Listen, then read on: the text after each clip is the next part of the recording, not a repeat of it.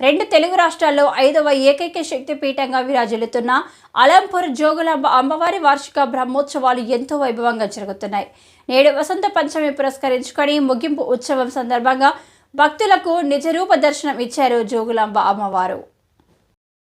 ఈ సందర్భంగా ఉదయం 9 గంటల నుంచే జోగులాంబ అమ్మవారి ఆలయంలోని యాగశాల నందు నిత్య హోమములు, అనంత మహాపూర్ణాహుతి, కలశ ఉద్యాపన, సహస్ర ఘటనలకు అవగాహన అర్చన నిర్వహించారు. అనంతరం జోగులాంబ అమ్మవారి మూలమూర్తికి అవభృత పాపనం, పంచామృత అభిషేకం నిర్వహించారు.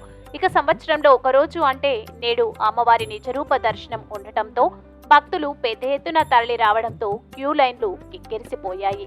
అమ్మవారి పునఃప్రతిష్ఠ సందర్భంగా పట్టణంలోని ప్రతి ఇంటి నుండి మరియు చుట్టుపక్కల గ్రామాల నుండి ప్రత్యేక అభిషేక జలాలతో పట్టణ పురవీధుల గుండా దేవతామూర్తుల వేషధారణలతో బాజా భజంత్రీలతో అంగరంగ వైభవంగా ఊరేగుతూ జోగులాంబ అమ్మవారి ఆలయానికి చేరుకొని జలాభిషేకం, పంచామృత అభిషేకాలు చేసేందుకు చేరుకున్నారు.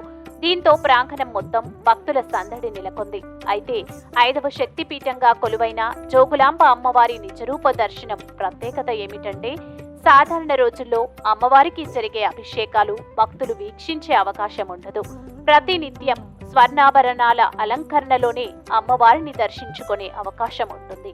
అయితే అమ్మవారి వార్షిక బ్రహ్మోత్సవాల సందర్భంగా వసంత పంచమి రోజున మాత్రమే ఎలాంటి అలంకరణ లేకుండా సహజ సిద్ధమైన అమ్మవారి దివ్య మంగళ విగ్రహాన్ని దర్శించుకొని అభిషేకించే భాగ్యం భక్తులకు కలుగుతుంది. దీనినే అమ్మవారి నిజరూప దర్శనం అని భావిస్తారని ఆలయ అర్చకులు తెలిపారు.